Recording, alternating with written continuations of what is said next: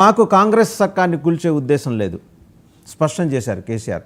But దానంతట అది కూలిపోతే మాత్రం తాను చేయగలిగింది ఏది లేదు అని నర్మగర్భంగా సందేశం కూడా ఇచ్చారు. కూలిపోతుందా కూలిపోదా అనే అంశం పక్కన పెడితే 15 మంది కాంగ్రెస్ ఎమ్మెల్యేలు ఈరోజు కేసీఆర్తో డైరుగా టచ్లోకి వెళ్ళారు. కేసీఆర్ నుంచి వాళ్ళకున్న ఆఫర్ అసలు అంటే ఈ దీపావళి దసరా సీజన్లో అమెజాన్ ఫ్లిప్కార్ట్ ఇచ్చే ఆఫర్ల కన్నా చాలా ఎక్కువ ఉన్నాయి. సో అందుకని ల్యూర్ అయ్యారు. చాలు కేసీఆర్ గవర్నమెంట్ ఫామ్ చేయడానికి కావాల్సినంత సంఖ్య ఈరోజు సంఖ్యాపరంగా కాంగ్రెస్ ఎమ్మెల్యేలు ఆ 15 మంది ఐడెంటిఫై ఉన్నారు. సాయంత్రం ఈ విషయం తెలిసిన తర్వాత రాగా నుంచి రేవంత్కు ఫోన్ కాల్ వచ్చినట్టు ఢిల్లీ నుంచి సమాచారం. కాంగ్రెస్ నాయకులు ఈ సమాచారాన్ని డెఫినెట్గా దాన్ని ఖండిస్తారు, ఖండించాలి కూడా వాళ్ళు, ఎందుకంటే మరి వాళ్ళ పార్టీ లైన్ కాబట్టి.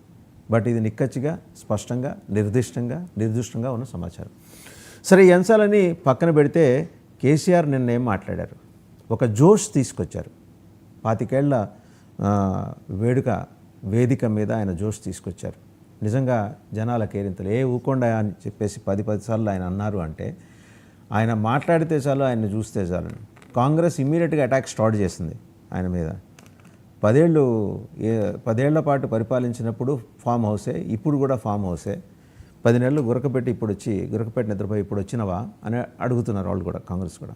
ఎనీహౌ, తెలంగాణ రాజకీయాన్ని ఒక్కసారిగా తన వైపు అయస్కాంతంలాగా తిప్పేసుకున్నారు కేసీఆర్ నిన్న. నచ్చచ్చు నచ్చకపోవచ్చు, సమకాలీన చరిత్రలో ఒక ఉద్యమ నాయకుడు, ఈ గడిచిన 25 ఏళ్లలో చూస్తే ఒక ఉద్యమ నాయకుడు రాష్ట్రాన్ని ఏర్పాటు చేసుకొని తాను ముఖ్యమంత్రి కావటం అనేది, నేను మళ్ళీ చెబుతున్నా, విధానపరంగా ఇది చాలా మందికి ఇబ్బందికరమైన అంశమే కావచ్చు. బట్ ఒక పర్సనాలిటీగా కేసీఆర్ని చూడాలి ఇక్కడ. ఒక టవరింగ్ పర్సనాలిటీగా, ఒక అన్పారలల్ పొలిటికల్ పర్సనాలిటీగా ఆయన చూడాలి. సో ఈ అంశాలకి సంబంధించి మాట్లాడటానికి బిగ్ డిబేట్లో మనతో ఉన్నారు చరణ్ కౌశిక్ యాదవ్ గారు, కాంగ్రెస్ పార్టీ నాయకుల అధికార ప్రతినిధి. నమస్కారం చరణ్ గారు. అండ్ బండారు రామ్మోహన్ రావు గారు, సీనియర్ జర్నలిస్ట్, పొలిటికల్ అనలిస్ట్. అలాగే మనతో పాటు ఇంకా జాయిన్ అయ్యారు ప్రకాష్ రెడ్డి గారు, బీజేపీ రాష్ట్ర అధికార ప్రతినిధి. అండ్ అలాగే బొల్లం మల్లయ్య యాదవ్ గారు, మాజీ శాసనసభ్యులు BRS. So to start with Mallaiah Yadav గారు, ఎలా అనిపించింది? బాగా జోష్ నింపిందా నిన్న 25 ఏళ్ల వేడుక?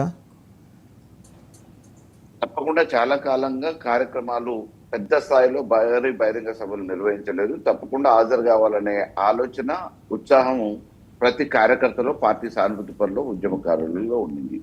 దాని మూలంగానే ఎప్పుడెప్పుడా అని చెప్పేసి చూస్తున్న 27వ తారీఖు నిన్నటితోని ఎవరికి వాళ్ళు స్వచ్ఛందంగా బయలుదేరడానికి, వాస్తవానికి అక్కడికి తరలించే క్రమంలో నాయకులకు ఒత్తిళ్లు ఎక్కువైపోయినాయి. మేము వస్తాం, మాకు వాహనాలు ఒక్కటి ఏర్పాటు చేయండి అని చెప్పేసి. సో ఇటువంటి పరిస్థితుల్లో కేసీఆర్ గారంటే నిజానికి ఏ పార్టీ వాళ్ళైనా వారి ఉపన్యాసాలు వినాలి, వారు చెప్పే మాటలలో ఒక అర్థం ఉంటుంది, ఆ సందేశం వింటే తప్పకుండా బాగుంటది అని ఒక ఆలోచన మొదటి నుంచి ఆయన ఉద్యమంలో ఉన్నప్పుడు కూడా టీవీలకు అతుకుపోయి చూసిన సందర్భాలను మనం చూస్తాం.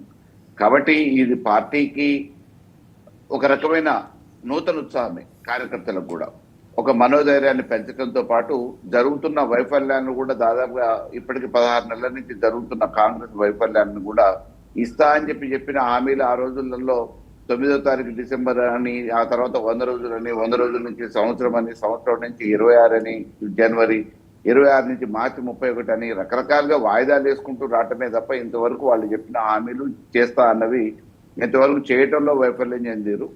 ఈ మాయా మోసం రెండు చేయటం అనేది కాంగ్రెస్ కి కొత్త కాదు. మీరు కూడా అదే చేశారని కదా కాంగ్రెస్ అనేది, మాయా మోసం, దాన్ని మించిన మ్యాజిక్ ఇవన్నీ మీరు చేశారు. మీ దగ్గర, మీ నాయకుడి దగ్గర ఒక మ్యాజిక్ వ్యాండ్ ఉంది, ఇలా వచ్చి ఇలా తిప్పేసేయంగానే అందరినీ సమ్మోహన పరిచేసి ఏమో నిజంగా ఆయన చెప్పినవన్నీ జరిగిపోతాయేమో అనే ఒక నమ్మకం, అనుమానం అన్నీ కలిసి కలగలిపి ఆయన జనాల్ని సమ్మోహితుల్ని చేసి 10 ఏళ్ళు పరిపాలించేశాడు. తీరా మోసి చూస్తే వెనకాల ఏం లేదని కదా వాళ్ళనేది.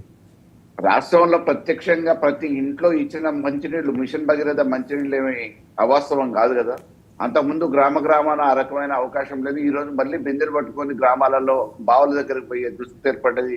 వాటర్ ట్యాంకులు ఎప్పుడు వస్తాయని చెప్పేసి ఎదురు చూస్తున్నారు కదా.